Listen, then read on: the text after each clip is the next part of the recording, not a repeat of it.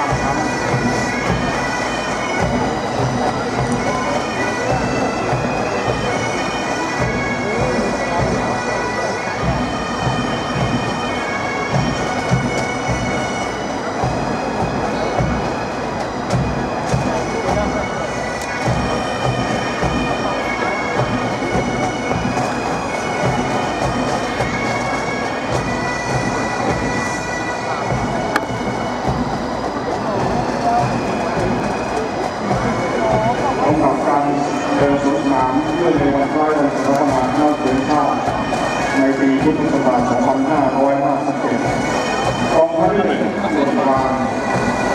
ผู้เชิญธงคณะเสือชาติคือผู้ในการสำนักการเสือผู้บัญชาการและกิจการนักเรียนสำนักงานตลาดกระทรวงศึกษานายศักดิ์กรวัฒนมงคล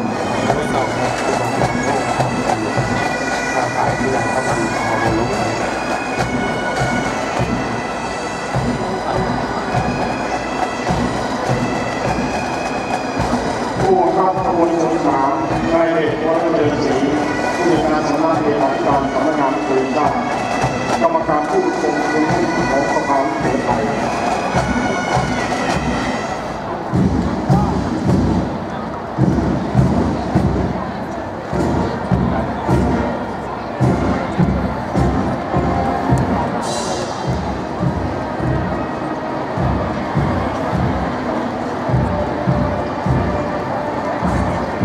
เขาเสือชาวเขา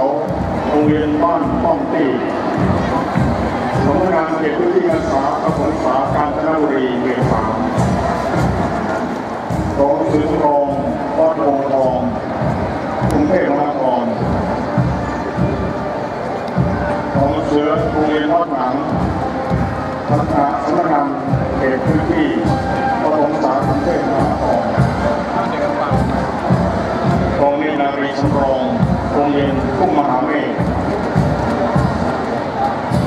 ของเสือสามัญเหล่าเสนาประชานิเวศของเรียนนารีสามัญเหล่าเสนาโรงเรียนทุ่งมหาเมฆโรงเรียนปัญญาวิทยาและโรงเรียนสุขภาพวิทยา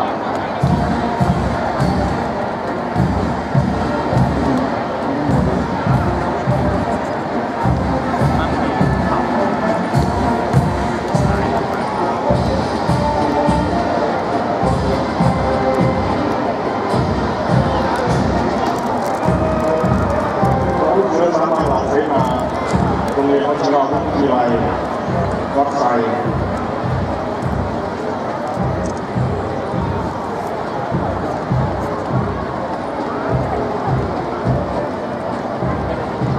เทพดีสามัญเหล่าเสนาโรงเรียนปัญญาวิทยา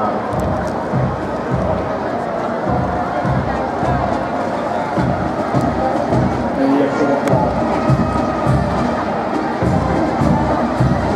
และโรงเรียนทุ่งมหาเมฆของเสือสามัญเหล่าสมุทรคือโรงเรียนรวมนักศึกษาของเทคนารีสามัญเหล่าสมุทรรวมนักศึกษาเช่นเดียวกัน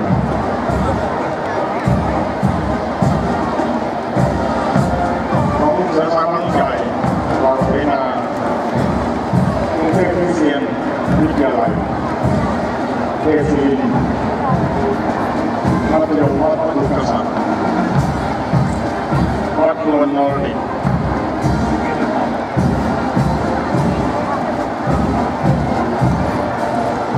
ทางด้วยวัดราชวมิตร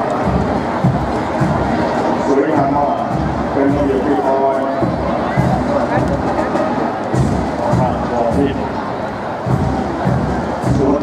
ทยาลัยและ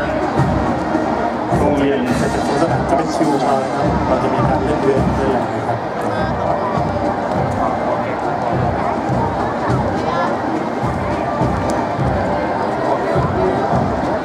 ต่อไปเป็นกองพันที่2ส่วนกลางผู้บังคับกองพันได้แก่นายอำนาจสายขลาด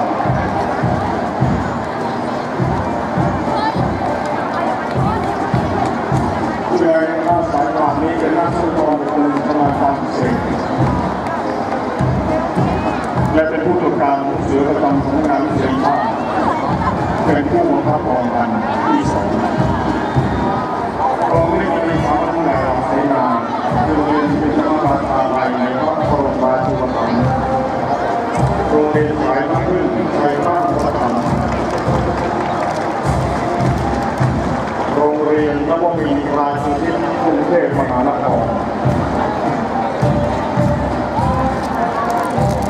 และโรงเรียนสวนป่าวิทยาลัยธนบุรีพร้อมเสือสามัญใหญ่ลำสมุทรในแก่โรงเรียนพระบรมวิทยาลัยนั่งอยู่กับที่ก่อนนะครับอย่าเพิ่งเดินขึ้นเดินลงนะครับนั่งอยู่กับที่ก่อนนะครับดูแลนั่งอยู่กับที่ก่อนนะครับ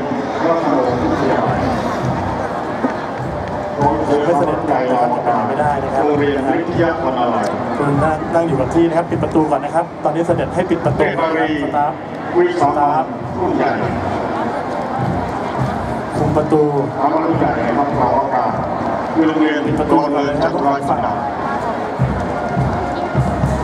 สือสามัญเหล่าใจไม่ให้ไปไหนนะครับวิทยาลัยมณิชการเชฟบนรองเนตรนารีวิสามัญเหล่าเสนาได้แก่วิทยาลัยมณิชการธนบุรีและวิทยาลัยเทคโนโลยีตั้งตรงจิตมณิชการขอความกรุณานะครับตอนนี้คือช่วงพิการนะครับช่วงงานนะครับอดทนสักครู่นะครับขออนุญาตเป็นประตูนะครับมาเป็นประตูคุมประตูต่อไปครับ